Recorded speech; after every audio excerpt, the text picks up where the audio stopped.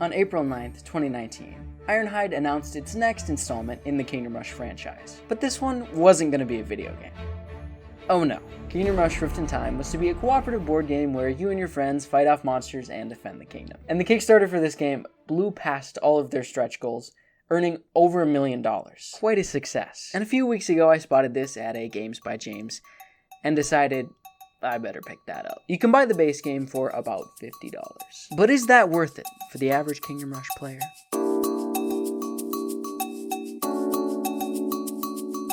Well, here it is. I've been playtesting it.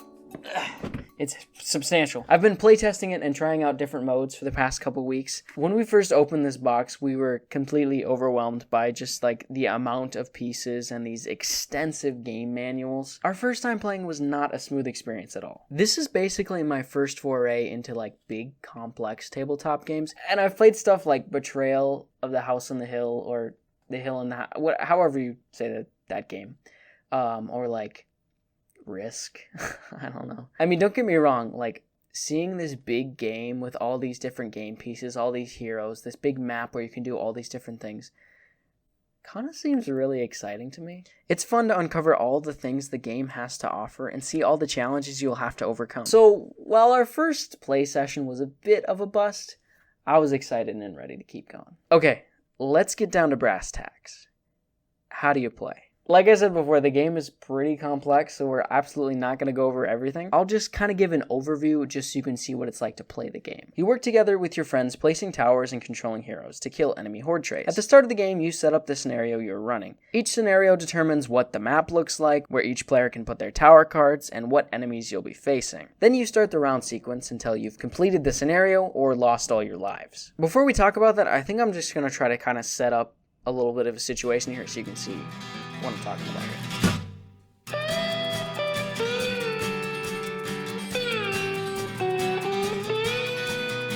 Yeah, there's a lot of setup in this game.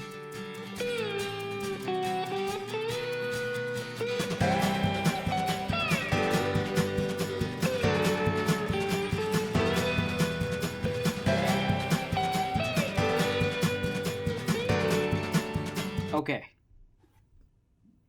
It's set up. Yeah, that took me probably a good 10 minutes or so. So it takes a while. It is really cool that everything does have the same art style as the games. I know that like makes sense, it's a Kingdom Rush product, but I'm glad they like thought about all that kind of stuff. Okay, so the game is played in 5 rounds. 1, spawn enemy hordes. 2, play tower and hero cards.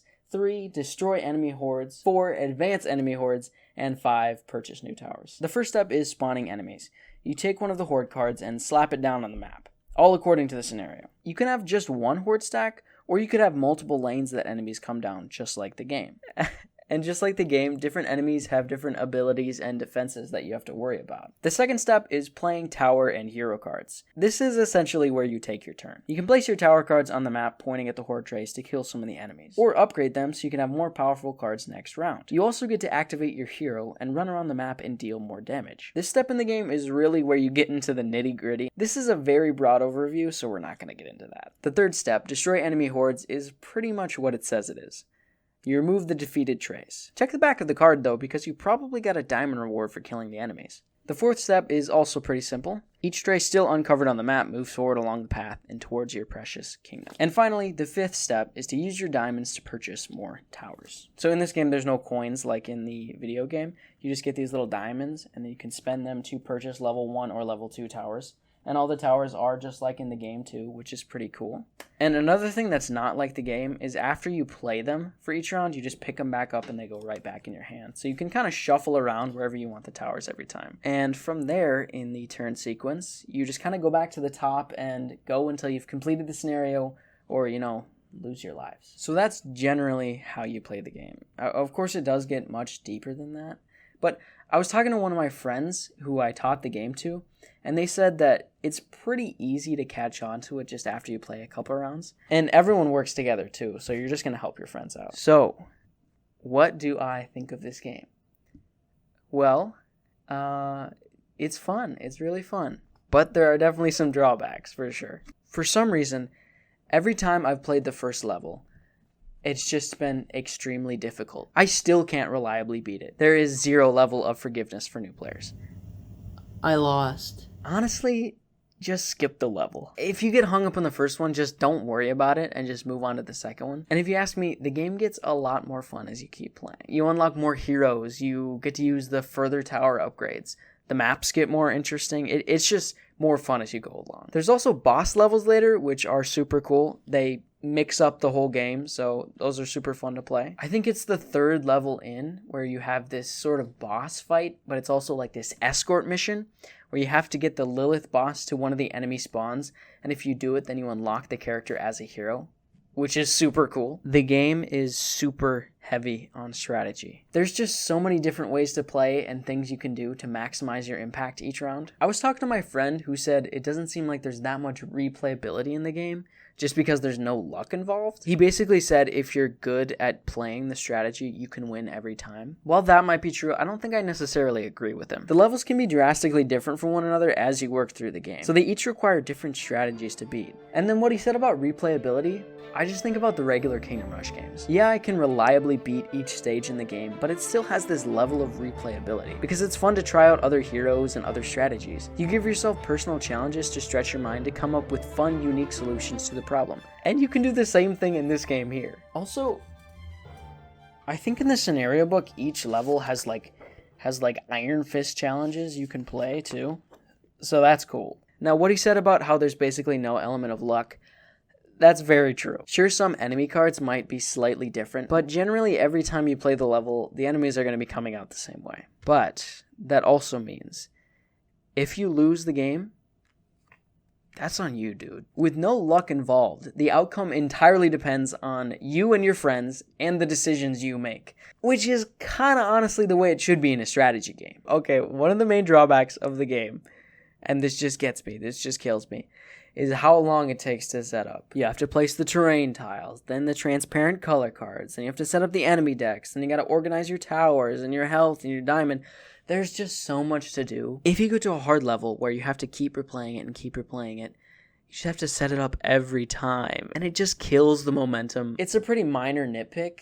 Like, if you and your friends work together to do it, it's not gonna take terribly long, but it's just so annoying to me, and I wish there was a better solution for it. Like I said before, the first time we played, we played very wrong. I played wrong a lot before I played right.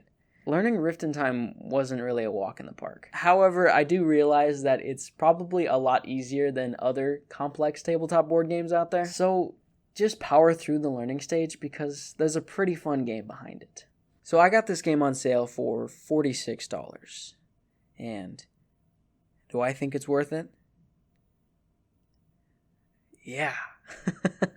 I've already had so much fun with this game. Like, if you have the right group, it's just awesome. Just last week, some friends and I played the game for like 5 hours, and we only got to stage 4. And each level was just more exciting and more interesting than the last. I guess it does really depend on you, though. For me, looking at this big map of all the stages and seeing all these fun scenarios to challenge me and my friends sounds really fun to me. A big complex board game is exactly what I wanted, and it's exactly what I got. So if that sounds fun to you, I'd give it a try. Yeah, $46 can be pretty expensive, but if you've got the gumption to learn it, there's a lot of hours of fun in the box. I'm going to put an Amazon affiliate link in the description. So if you're planning on purchasing the game, using the link will give me a kickback. It'll help support the channel, and it'll support me. So that would be really awesome if you wanted to do that. So yeah, just get yourself some snacks and some friends, and probably a bigger table than this, and give it a go. And if you have no friends, you can play the game solo too. I haven't played much that way, but I've been thinking about it, and hey, maybe that'd be something fun to watch. Maybe that'd be fun to watch. I don't know. Anyways, thank you for watching, and I'll see you next time.